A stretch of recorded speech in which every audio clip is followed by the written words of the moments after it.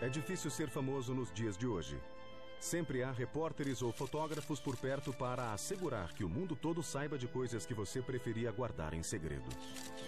Não é possível comportar-se mal sem que o planeta inteiro logo fique sabendo.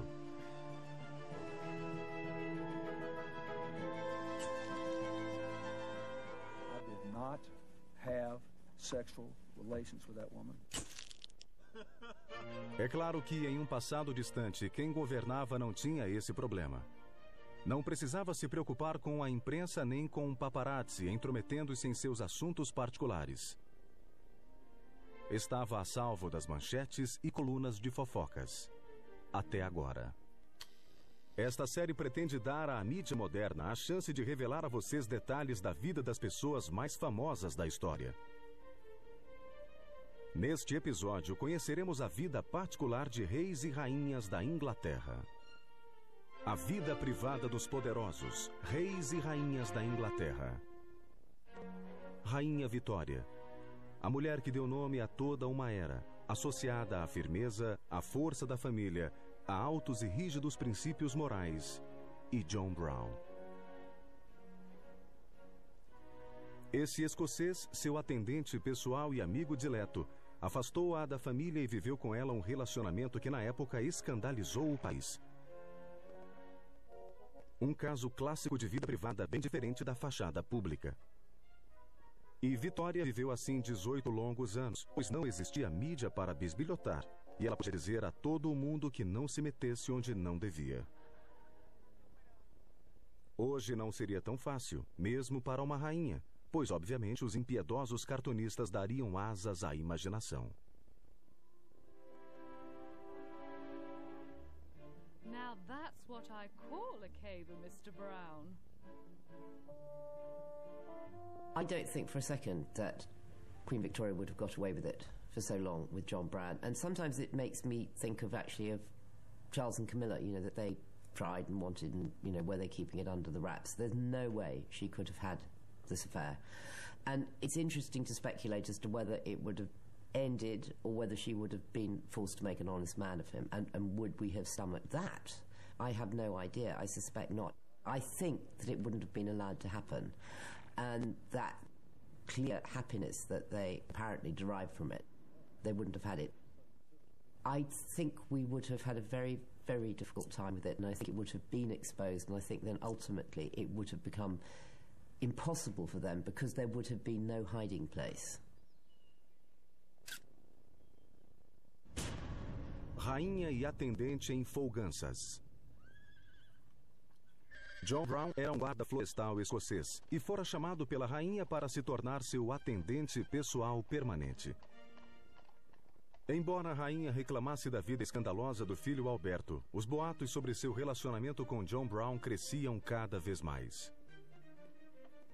She first met Brown when he was aged 24. He was a tall, handsome, red-whiskered young man, young groom, and she was 32. He was a part of the entourage up in Scotland, and Prince Albert had strongly, very warmly recommended John Brown to her as her outdoor personal companion. Of course, she obviously obeyed Prince Albert, and it wasn't long before she was making informal conversation with him, and he'd answer back. There developed quite a little rapport, and I think because she was queen and he was only a gilly, there wasn't any thought of any impropriety about it, but certainly she unbent before him in a way that she never did before. A rainha passou a confiar cada vez mais em Brown. E no fim os dois nada faziam para esconder sua amizade especial. Eram muitos passeios ao ar livre. Imaginem como isso repercutiria no público caso um paparazzo vendesse suas fotos aos jornais de domingo.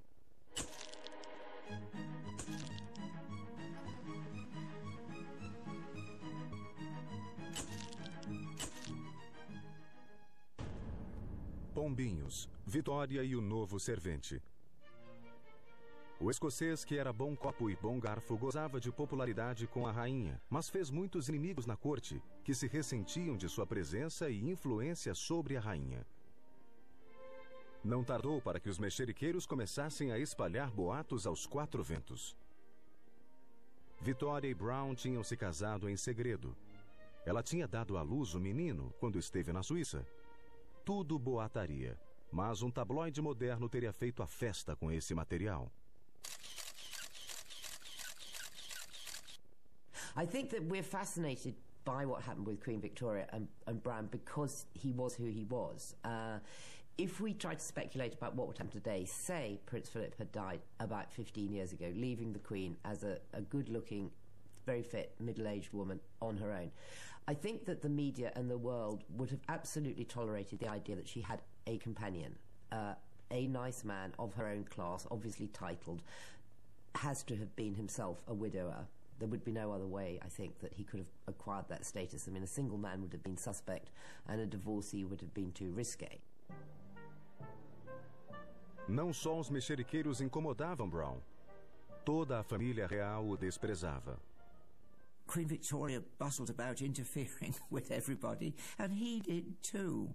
He wouldn't allow people to visit the Queen or go to see the Queen. He was obviously quite a complicated guy, and he wasn't someone who liked to stay completely in the shadows, and he liked kind of throwing his weight around a bit, but that was what attracted her, and she wasn't going to be attracted to some small man who was going to sit in the corner and just come and go at her beck and call.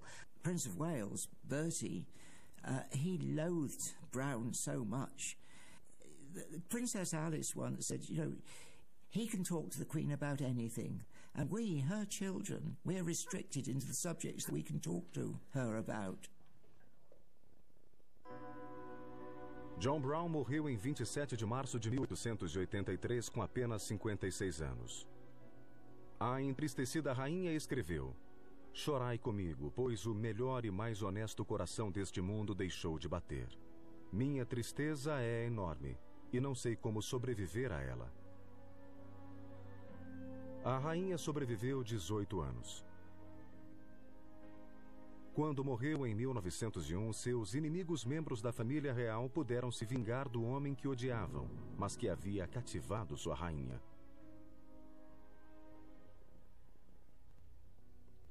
O novo rei, Eduardo VII, filho mais velho da rainha, mandou que todas as estátuas e bustos de Brown fossem imediatamente desmontados e destruídos.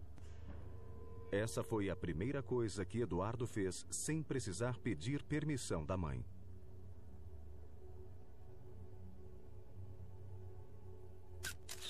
Pelos padrões de hoje, o modo como a rainha Vitória tratava o filho, de apelido Bertie, seria considerado abusivo. Não fisicamente, mas mentalmente. Porque ela fez uma longa e maldosa campanha contra o filho, o que manteve os jornais da época bastante ocupados.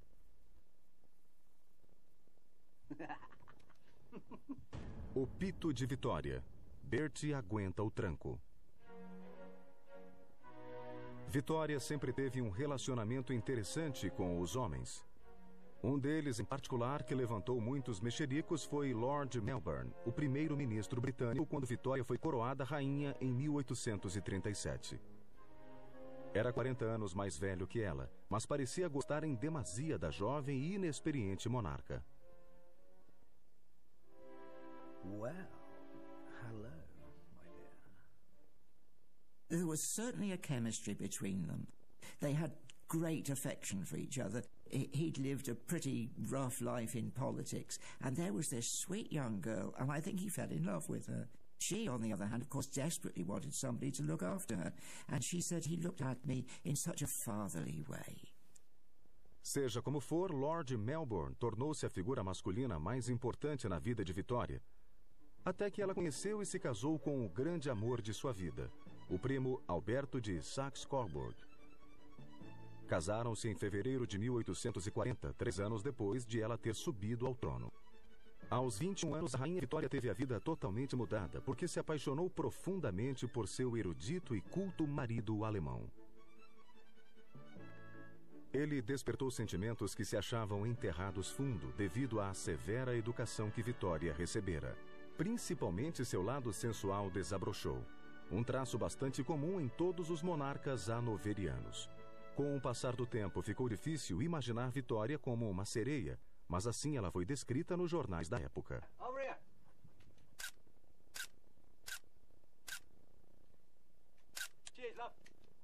Por sorte, Alberto podia satisfazer sua rainha, que em troca lhe deu nada menos que 9 filhos nos 17 anos que se seguiram.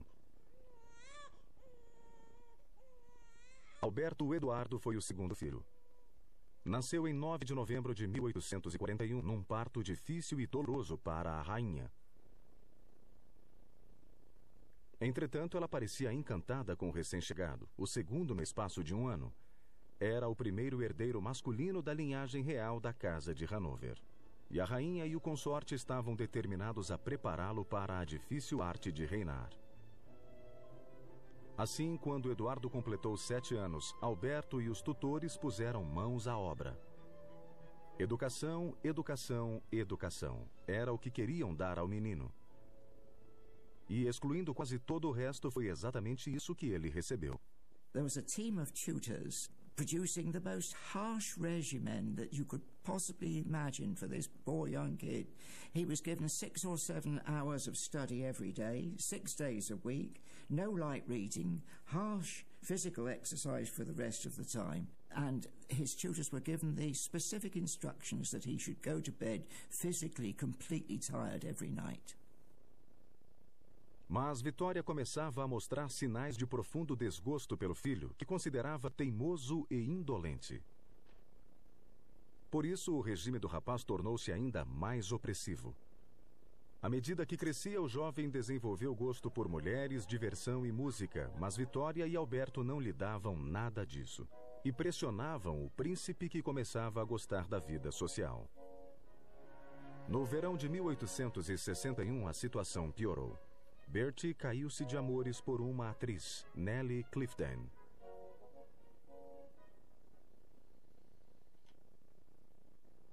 O Príncipe e a Atriz. A História Secreta.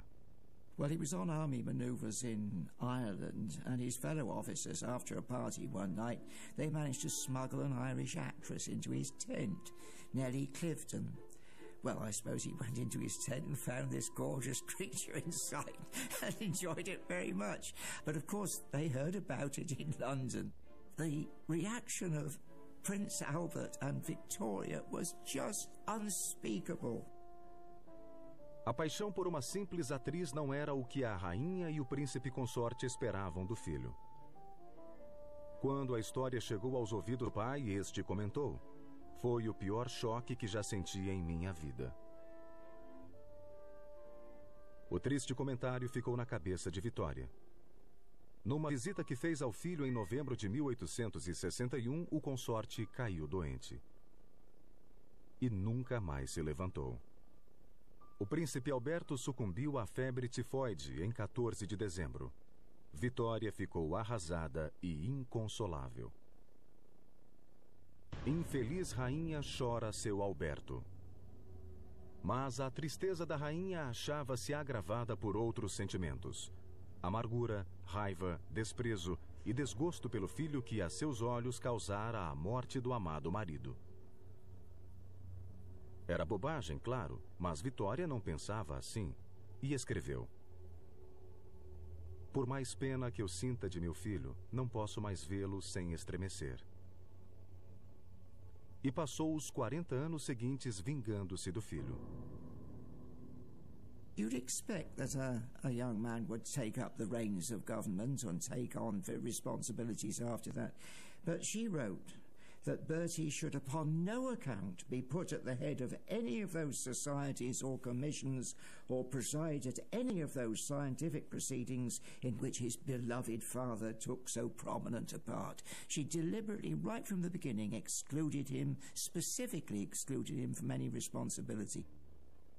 Assim, não foi surpresa que o humilhado príncipe, impossibilitado de desempenhar suas funções, recuasse para o mundo do álcool, jogo, caça, dança e agisse com rebeldia, andando com amizades que Vitória desprezava e odiava. Nem foi surpresa que buscasse conforto nos braços de amantes que lhe davam o que sua frígida mulher recusava. Afinal, ser rejeitado pela mãe é ruim. Pior é ser também pela mulher. Portanto, da próxima vez em que os políticos falarem de voltar aos valores vitorianos, seria muito bom questioná-los a fundo.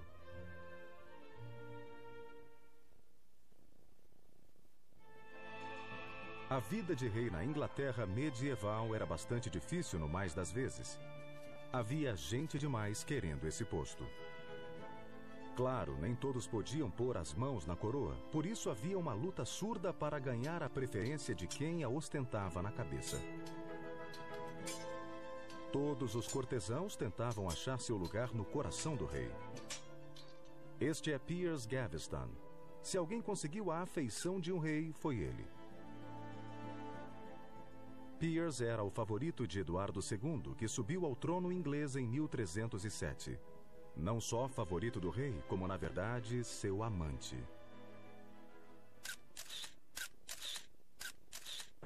O rei apaixonado. Chocante. He was extremely fond of Gaveston to the point of homosexual love. Even at the time, there was a medieval writer who said, "I never knew anyone who loved another man so much as him." Não era brincadeira ser homossexual na puritana Inglaterra da Idade Média. A homossexualidade era considerada uma heresia, um pecado contra a natureza. Quem a praticasse tinha, diziam, bilhete direto para o inferno. It was against church teaching. People didn't like it. Bishops spoke against it. A ideia de um rei abertamente homossexual, de certo, não é tão chocante hoje.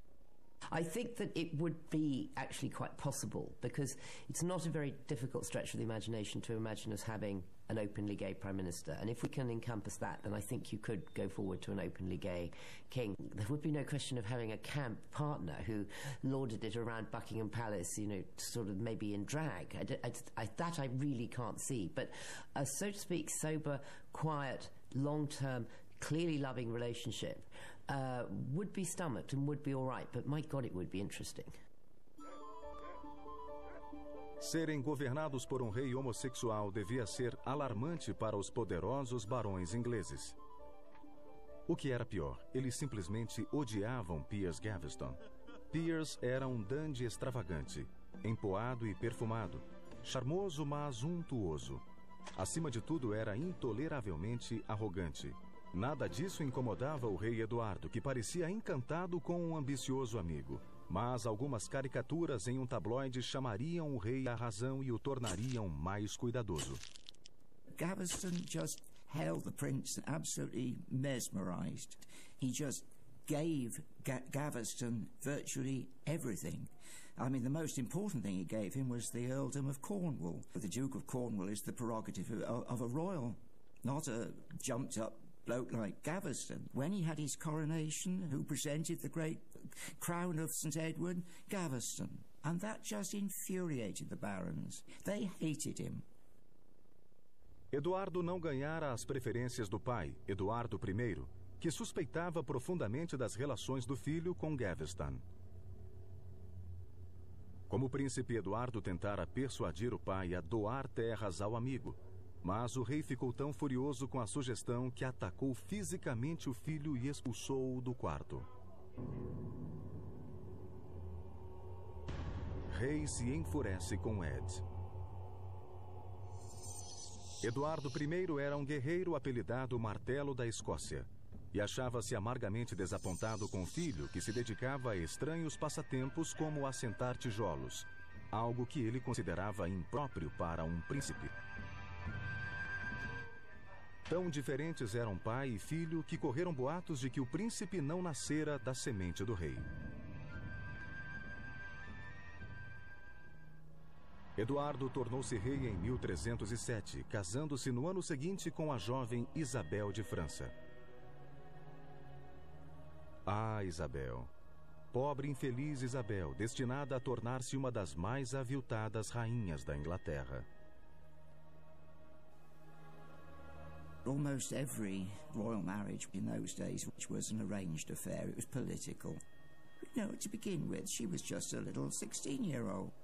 When she married him, she was quite an innocent, sweet young thing, quite unversed into the sort of world that she was being brought into. Edward, I don't think he could care less about a 16-year-old princess he'd never seen, and he himself was 24. There was an 8-year gap.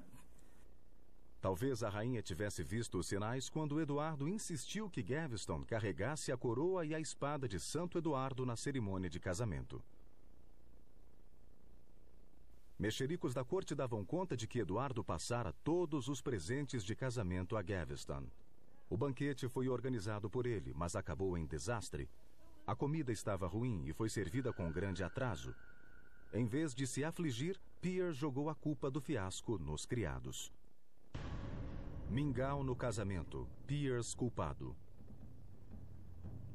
Em 1311, os barões que a essa altura achavam-se fartos do poder crescente de Gaveston decidiram que estava na hora de agir.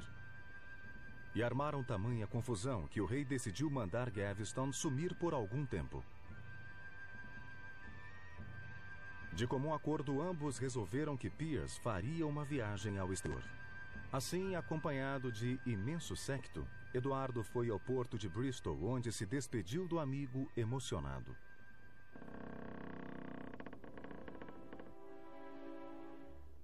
The Queen departs for France. Mas logo roía as unhas de saudade do amor ausente. Sem ele era-lhe impossível viver. Assim, Gaveston foi rapidamente chamado para tomar seu lugar ao lado do rei.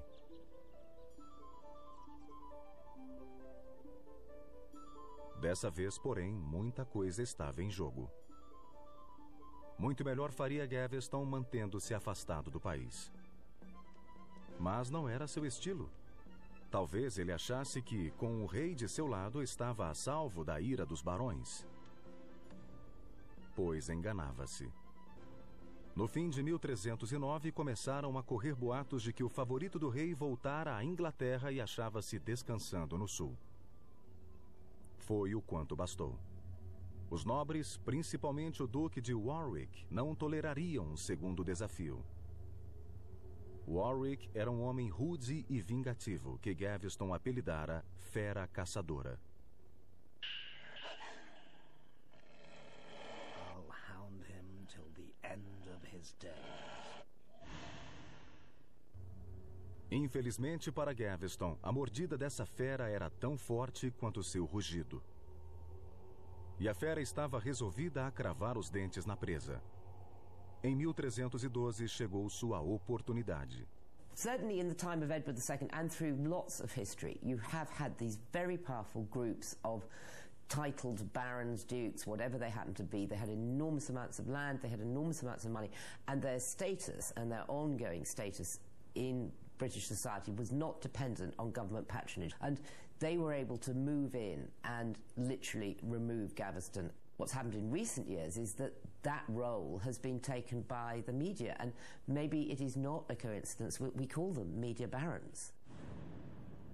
The barons were onto them both. They both fled north. They went to Newcastle first of all, and it was quite clear that they were going to get caught, so they split up, and Edward went to York, Gaveston went down to Scarborough.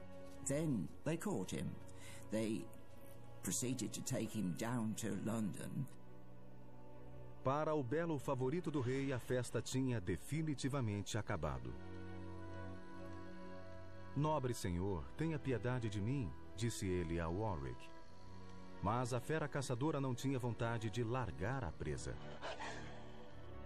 Gaveston foi levado a Blacklow Hill, uma cidade encravada no centro da Inglaterra. E sem cerimônia nem piedade foi decapitado.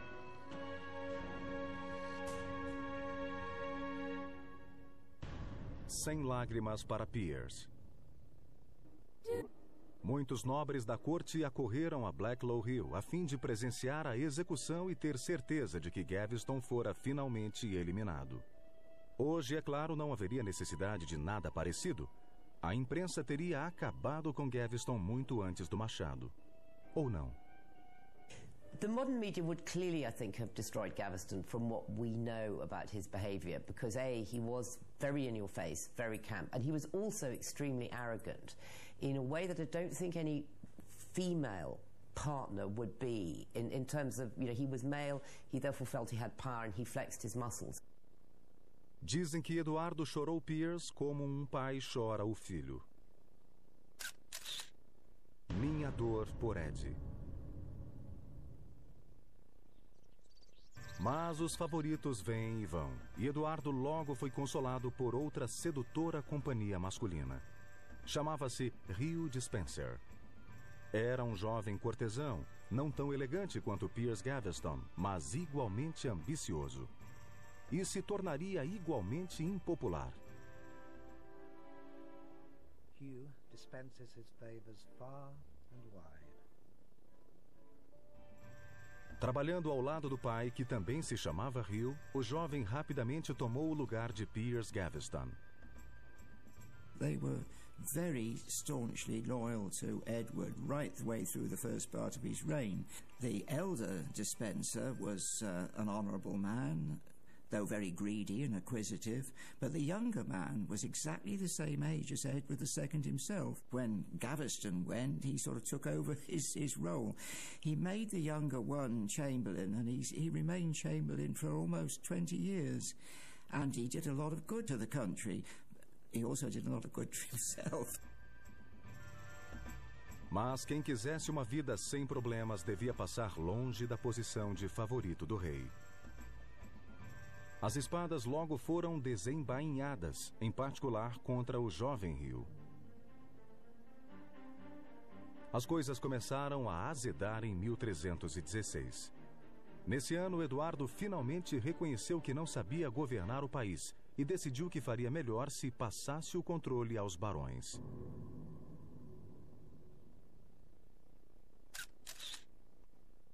Ed vai passar o bastão. Não era uma boa notícia para os dois Despenser, que, tal como Gaveston, agora se achavam em colisão com a poderosa nobreza. Havia ainda outro agravante. A rainha também odiava os Despenser. Talvez não tanto quanto odiava o marido que a ignorara, humilhara e ofendera, mas odiava-os do mesmo modo. There was a diplomatic problem with France. She was the wife of Edward, and she was the sister of the King of France. So the Pope thought that she was the perfect person to intercede between the two. She was very cunning. She was no longer the sweet 16-year-old that we came across earlier.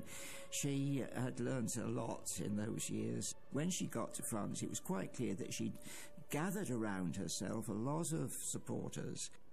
In particular, the one that she had her eye on was Roger Mortimer, and she engineered Mortimer's escape from the Tower. He shinned down a rope from the Tower, made his way to France, and there they lived in open adultery. O casamento é um laço sagrado entre homem e mulher, mas alguém se interpôs entre mim e meu marido para desatar esse laço.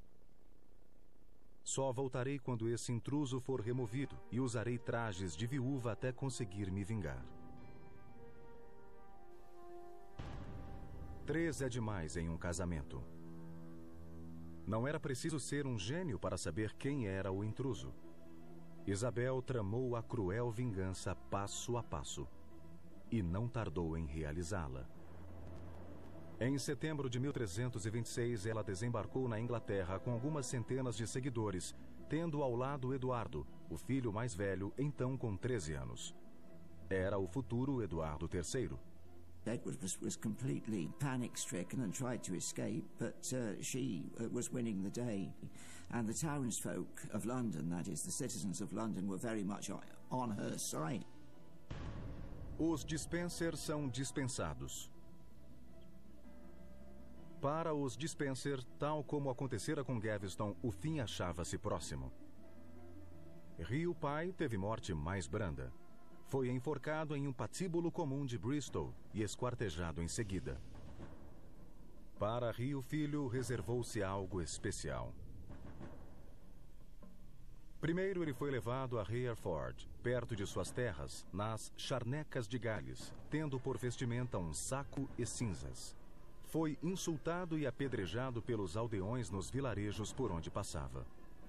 Após um simulacro de julgamento, ele foi içado a uma escada, onde sua genitália foi cortada e jogada ao fogo, como punição pelos atos desnaturados que ele praticara com o rei. He was brutally dispensed with. Mas a rainha não estava satisfeita. Ainda fazia questão fechada de se vingar do negligente e detestado marido. Primeiro, Eduardo II foi deposto, e o filho foi coroado rei Eduardo III, a 29 de janeiro de 1327. Pela primeira vez na história da Inglaterra, uma rainha e seu filho destronaram o monarca. Nas 3 semanas que se seguiram, o ex-rei foi chutado de um castelo para outro. Na verdade, ninguém sabia o que fazer com ele, até a sinistra noite de 20 de fevereiro no castelo de Berkeley. Deixemos que Holinshead, cronista da época, descreva o que aconteceu ali. Esmagado sob o peso de uma enorme tábua, Eduardo foi subjugado e empalado com um chifre. Em seguida, enfiaram-lhe no corpo através do chifre uma tenaz em brasa que, empurrada até as entranhas, queimou-lhe o ventre por dentro. Por fora, todavia, nada se percebia. Dizem que os gritos do rei em agonia podiam ser ouvidos nas aldeias mais próximas. Isabel finalmente realizara sua terrível vingança.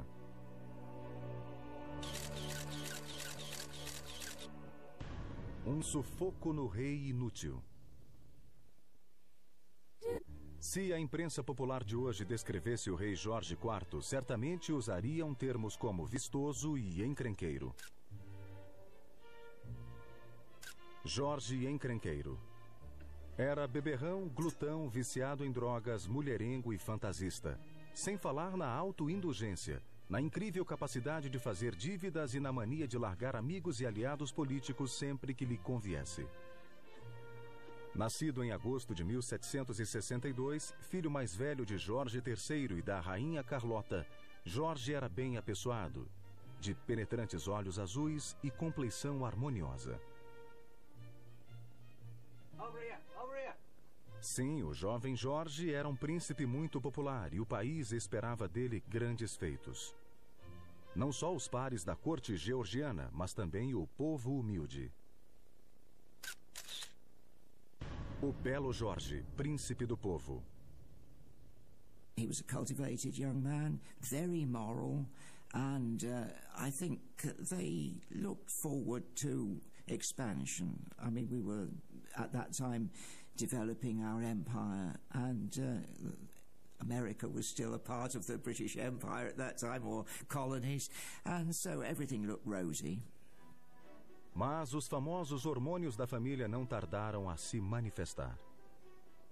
Jorge tinha levado uma vida regrada, mas quando pôde se mover com maior liberdade nos círculos sociais, começou a conhecer as mulheres. Jovem e saudável, Jorge gostou do que viu. O primeiro objeto de seus desejos foi a famosa atriz Mary Robinson, dona de beleza estonteante. O novo amor de Jorge. Os boatos ferveram. Diziam que Jorge havia declarado eterno amor à atriz. Eterno, isto é, até que outras jovens abençoadas pela prodigalidade do príncipe aparecessem. E não havia dúvida. Jorge era considerado atraente pelas damas, um verdadeiro presente para os cartunistas de hoje. My dear, how lovely to meet you both. As extravagâncias e paixões de Jorge aumentaram ainda mais o abismo que o separava do pai. De fato, o rei Jorge III era um severo pai de família que considerava o comportamento do filho simplesmente abominável. They were two totally different characters. As I said, George III was very moral, very upright, very quiet, and very domesticated. Prinny, very intelligent, very articulate, very artistic, very exhibitionist, and I think that he simply burst out of the bounds that his father wanted to put round him. They wanted the best for him, and they were all the time trying to force him to be good. A essa altura, o príncipe achava-se pesadamente endividado Mas tudo parecia em ordem, pois em 1783 ele se mudou para o esplendor de Carlton House, em Londres, recebendo do pai uma pensão de 50.000 libras anuais. Além disso, o parlamento concedeu-lhe um bônus de 30.000 libras para cobrir suas dívidas.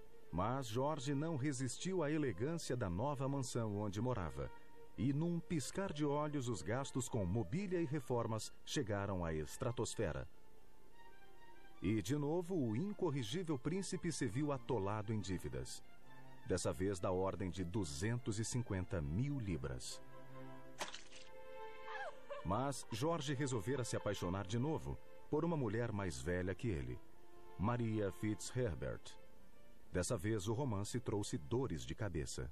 She was a commoner. Now, I know that means almost nothing to us today, but right up to into the 20th century, kings married princesses. But it was worse than that, because there was the Royal Marriage Act of 1772, and that would invalidate any marriage that he might make if he married someone under the age of 25, and that he was still under 25. It was even worse than that, because she was a Catholic. Now, the Act of Settlement in 1701 made it impossible for any prince who married a papist to succeed to the throne, and poor Maria Fitzherbert was a papist. Also, she was quite a moral young lady, and she would not be his mistress. Mas George não era homem de desistir por motivo tão pífio e casou-se com Maria, só que em segredo. Chegou a subornar um ministro anglicano para oficiar a cerimônia. Imaginem quanto não valeriam algumas fotos tiradas por um paparazzo indiscreto nos dias de hoje. Sem demora, a história do casamento chegou à corte londrina. Mas o príncipe simplesmente negou tudo. Isso é um escândalo, esbravejou ele, indignado. Mas esqueceu-se de mencionar que era verdade. Terá George casado?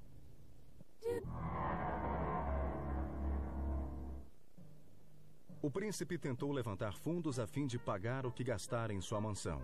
Mas o pai recusou-se a abrir os cofres do tesouro mais uma vez para satisfazer o insaciável e pródigo rapaz.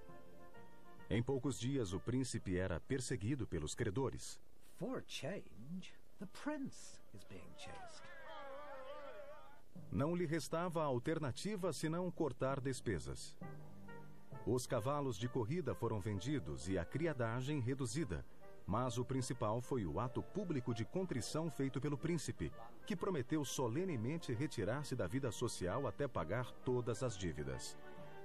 O parlamento gostou do discurso, o suficiente para conceder-lhe mais 160.000 libras que o ajudariam a recuperar a solvência. Até o rei acrescentou 10.000 libras à pensão anual do filho. Portanto, o príncipe, além de contar mentiras ao parlamento, recebeu dinheiro público para sanar suas combalidas finanças.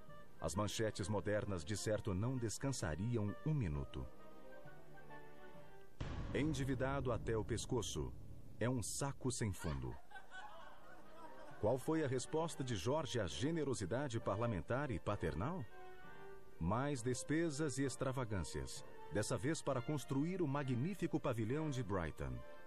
O pavilhão existe até hoje, um espetacular testemunho do extremo bom gosto de George e de seu talento artístico, e um monumento a seu gênio para gastar dinheiro. O pavilhão de George custou milhões. Tendo por pano de fundo sua vida amorosa, Maria Fitzherbert fora descartada. E os primeiros sinais de loucura do pai, George foi forçado a aceitar a união com uma princesa europeia.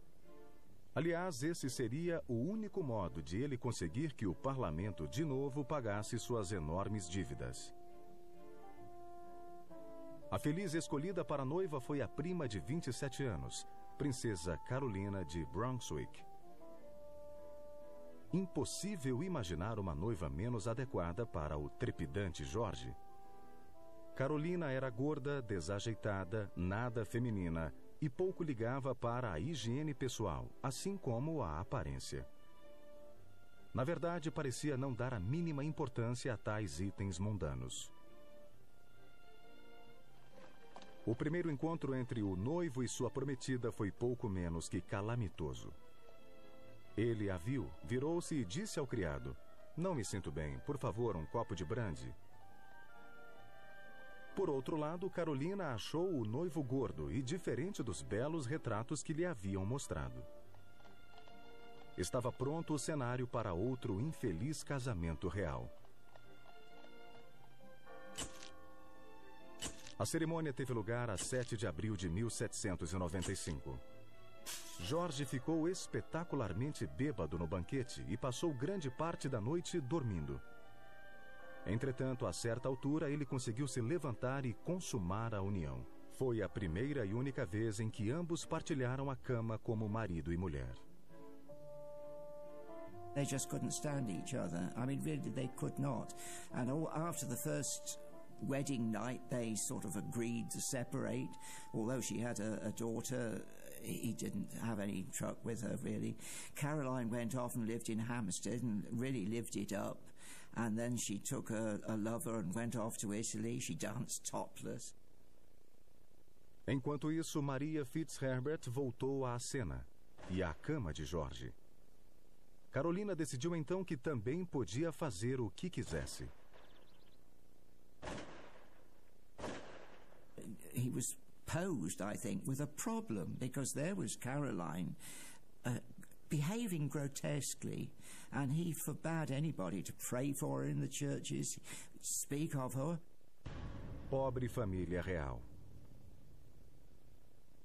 Em 1811, o rei Jorge III, cuja vida se estiolava em surtos periódicos de insanidade, foi julgado incapaz de desempenhar os deveres de rei.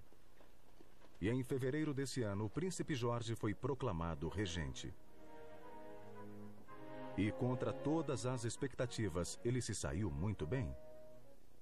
Look around London. He transformed it. Regent's Park, Regent Street. He also patronized artists, writers, Jane Austen, Buckingham Palace. He had the devil's own job to get the money to do that, but he pushed it through. He was an egomaniac.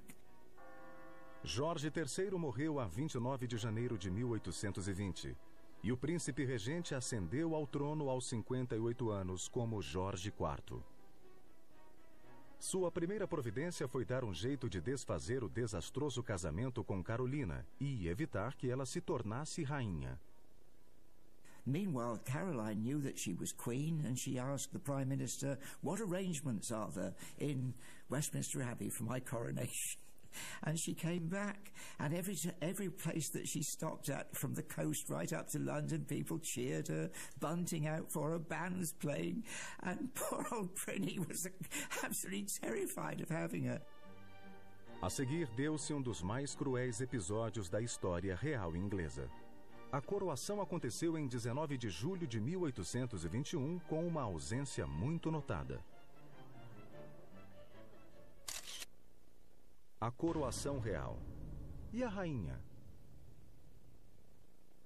Sob ordens expressas do rei, e apesar das desesperadas tentativas de Carolina de entrar na abadia, foi-lhe negado o direito de assistir à cerimônia e dela tomar parte. He was inside, and Caroline came swirling up to Westminster Abbey, having the doors closed against her everywhere she went. Nessa história, há ecos do ocorrido com Diana, princesa de Gales, que também era a herdeira da coroa e cativou o coração do público inglês mais de 250 anos depois. You look back on what happened to Caroline of Brunswick and you think, oh my God, of course that couldn't happen today. And then you think, well, actually, hold on a minute. It sort of did. Okay, it wasn't as dramatic. We didn't have a queen being locked out of her own coronation and banging on the door. But we did have a future queen, an HRH, a mother of the future king, being stripped of her titles, being semi-exiled from the life of the royal family, and she was not included in the royal occasion. So she was, in a sense, a pariah. Don't forget that the end result was that Princess Diana ended up going out with the son of a grocer, admittedly a jolly posh grocer and a very rich one, but nevertheless a grocer. O imperador Napoleão, implacável inimigo da Inglaterra, morreu a 5 de maio de 1821. Um cortesão muito animado foi levar a notícia ao rei. Majestade, alegrai-vos, vosso maior inimigo morreu.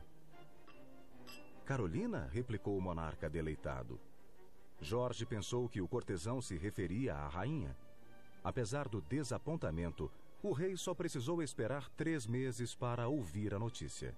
Carolina finalmente fez o que todos esperavam e expirou a 7 de agosto. Poor woman, she knew she was dying and she wanted on the coffin, she wanted a plaque to be put, Caroline, the injured queen, King George IV. He ordered that should be taken off. And partisans stuck it back on again. And all the way to the coast, whether it was on or off, you never knew. The public certainly at the time sided with Caroline of Brunswick. I mean, we as a nation like to side with the underdog. Caroline of Brunswick, poor thing, unfortunately, unlike Diana, was not also beautiful and photogenic. But if nobody's in any doubt as to who the public preferred. Encharcado de copiosas doses de brandy e impulsionado por outro tanto de láudano, o rei Jorge, nos últimos anos, refugiou-se em um mundo em que realidade e fantasia eram uma coisa só. Seu declínio mental e físico continuou até junho de 1830, quando seu organismo parou de funcionar por completo. Jorge morreu sem o amor do povo, que se cansara de um monarca que levara uma vida de dissipação e que soubera resistir a tudo, menos às tentações. Um homem que se preocupara com a reputação e com um lugar na história, mas não soubera merecer nenhum dos dois. Embora a história viesse a desdizer William Savage Landor, esse escritor resumiu o sentimento de toda a nação ao escrever o seguinte: quando o quarto desceu à terra, Deus seja louvado. Os Jorges acabaram.